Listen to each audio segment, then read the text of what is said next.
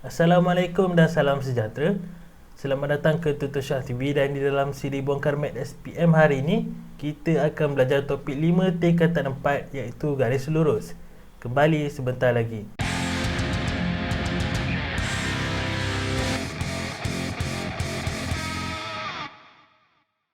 Anda bersama saya Tutor Syah, hero matematik anda, dan dalam video ini kita akan belajar topik garis lurus. Bagi analisis kertas matematik SPM, 2 atau 3 soalan akan masuk di dalam kertas 1 dan 1 soalan dalam kertas 2 bahagian A. Topik garis lurus ini adalah sambungan kepada topik koordinat tingkatan 2. Untuk topik yang terdahulu, koordinat, kita dah belajar macam mana untuk kenal pasti jarak di antara dua titik menggunakan teori Pythagoras, dan juga macam mana kita nak cari titik tengah di antara dua titik pada garis lurus.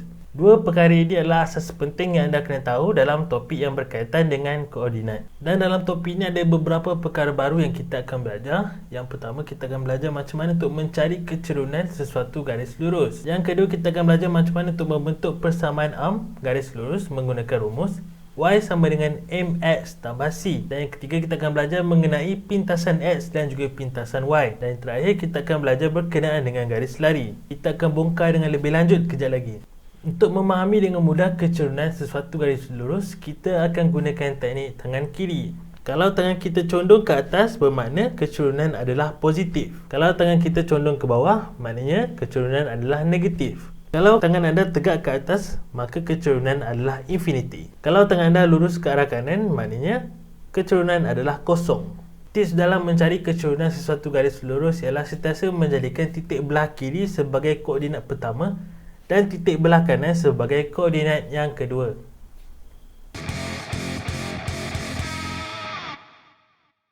Tanpa membuangkan masa lagi, jom kita mulakan. Untuk soalan yang pertama, diberi satu garis lurus AB, cari kecerunan bagi garis lurus tersebut. Untuk mencari kecerunan garis lurus AB, kita kena tahu dulu formula dia. Formula bagi mencari kecerunan ialah nisbah mencancang bahagi dengan nisbah mengufuk.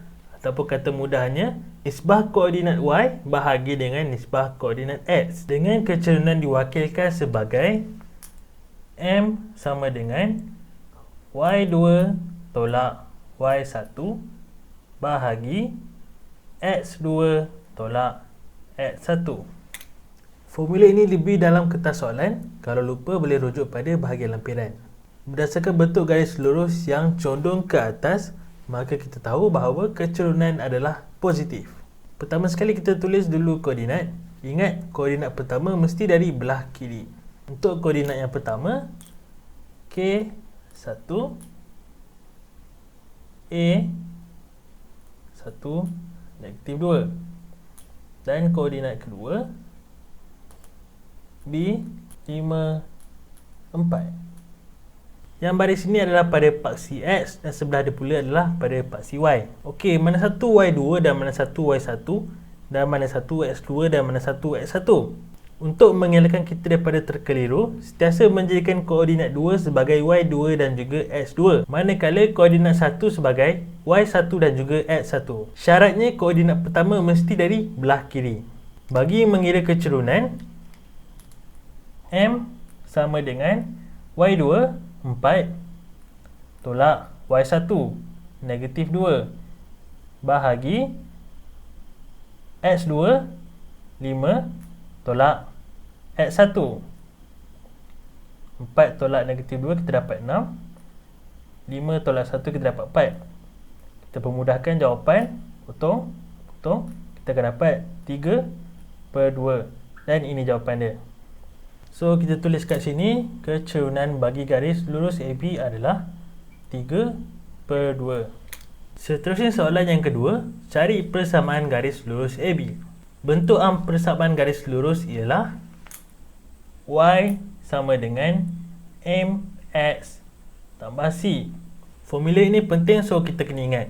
Y dan X adalah salah satu titik pada garis lurus, M adalah kecerunan garis lurus dan C adalah pintasan pada paksi Y. Apa pula pintasan tu? Pintasan adalah titik pertemuan pada paksi X ataupun paksi Y.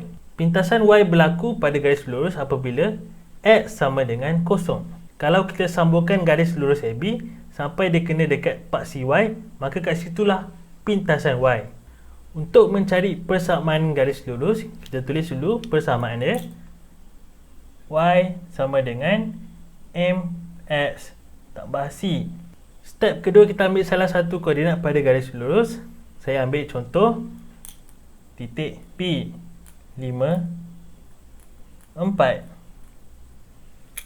Tadi kita dah kenal pasti kecerunan garis lurus AB iaitu 3/2. Seterusnya kita masukkan nilai X, Y dan juga M ke dalam persamaan bagi mencari pintasan Y. Y sama dengan 4, M sama dengan 3/2 dan X sama dengan 5. Tambah C. 4 3/2 darab 5, kita akan dapat 7. 1/2 tambah C. Kita pindahkan C. 4 tolak 7. 1/2. So jawapan dia kita akan dapat negatif 3. 1/2. Pintasan Y berlaku pada negatif 3. 1/2. Yang terakhir, kita tulis balik persamaan lengkap bagi garis lurus AB. Y sama dengan M 3/2 X tolak 3 1/2. Dan ini adalah persamaan lengkap bagi garis lurus AB. Kita ke soalan yang ketiga, C. Cari pintasan X bagi garis lurus AB. Pintasan X adalah titik persilangan di antara garis lurus dengan paksi X, di mana A-nya berlaku apabila nilai Y sama dengan 0. Saya akan ajar bagaimana untuk mencari nilai pintasan X menggunakan persamaan arm garis lurus AB yang kita dah cari tadi. Pertama sekali, kita salin balik persamaan arm garis lurus. Y sama dengan 3/2 X tolak 3 1/2. Untuk mencari nilai pintasan X, kita hanya perlu masukkan nilai Y sama dengan 0 ke dalam persamaan ini. Tengok saya buat macam mana. Y sama dengan 0, 3/2 X tolak 3 1/2. Pindahkan negatif 3 1/2 ke belah kiri, kita akan dapat 3 1/2 sama dengan 3/2 X. Ataupun yang ni kita mudahkan dia, kita akan dapat 7/2 sama dengan 3/2 X. Kita pindahkan X ke belah kiri, kita akan dapat X sama dengan 7/2 bahagi 3/2. Kita dapatkan kedua-dua pecahan dengan 2. Potong. So X kita akan dapat 7/3 ataupun 2 1/3, dan ini jawapan dia. Pintasan X berlaku pada 2 1/3. Seterusnya soalan yang kedua, diberi dalam graf EFGHJ adalah segi 4 selari. Titik kosong adalah asalan. Soalan yang pertama, cari persamaan arm bagi garis lurus JHG. Okey, sebelum tu kita buat sedikit pemerhatian pada graf. Soalan hanya bagi dua titik dengan koordinat lengkap iaitu E dan juga F. Bagi titik J, kita tahu koordinat X dia adalah negatif 4 sebab dia selari dengan titik E. Tapi kita tak tahu koordinat Y dia apa. So kita tulis kat sini negatif 4 Y. Bagi titik J, kita tahu koordinat S dia adalah 8 sebab dia selari dengan titik F. So kita tulis koordinat dia 8 0. Bagi titik H, kita tahu koordinat X dia adalah 0 sebab dia berada pada paksi Y. Tapi kita tak tahu koordinat Y ataupun pintasan Y dia apa. So kita tulis kat sini koordinat dia 0 Y. Okey, kembali kepada soalan, macam mana kita nak cari persamaan garis lurus JHG. Untuk mencari persamaan garis lurus JHG, kita kena tahu dulu kecerunan dia berapa. Tapi kita tahu satu koordinat saja iaitu titik G, 8 0. Minimum untuk mencari kecerunan kita kena ada dua koordinat. Trik dia kat sini, dalam garis lari, kedua-dua garis lurus mempunyai kecerunan yang sama. Kita boleh takrifkan di sini, kecerunan garis lurus EF sama dengan kecerunan garis lurus JHG. Jadi kita akan gunakan garis lurus EF untuk mencari kecerunan kedua-dua garis lari tersebut. Okey, pertama sekali kita tulis dulu koordinat 1 dan koordinat 2. Koordinat 1 sama dengan E negatif 4 0. Dan koordinat 2, F sama dengan 8, 6. Gunakan formula keturunan, M sama dengan Y2 tolak Y1 bahagi X2 tolak X1. M sama dengan Y2 6 tolak Y1 0 bahagi X2 8 tolak X1 negatif 4. So kita akan dapat 6 tolak 0 6, 8 tolak negatif 4 kita akan dapat 12. So kita permudahkan jawapan, bagi dengan 6 kita akan dapat 1/2. Dan ini adalah keturunan bagi garis lurus EF. So kita tulis kat sini, keturunan kedua-dua garis selari tersebut ialah 1/2. Okey, kita kembali kepada soalan cari persamaan garis lurus JHG. Keturunan kita dah dapat. Seterusnya kita akan cari pintasan Y bagi garis lurus JHG untuk melengkapkan persamaan garis lurus. Bila kita dah dapat nilai pintasan Y nanti, secara automatik kita akan dapat nilai koordinat Y bagi titik H. Pertama sekali kita tulis dulu persamaan garis lurus. Y sama dengan MX tambah C.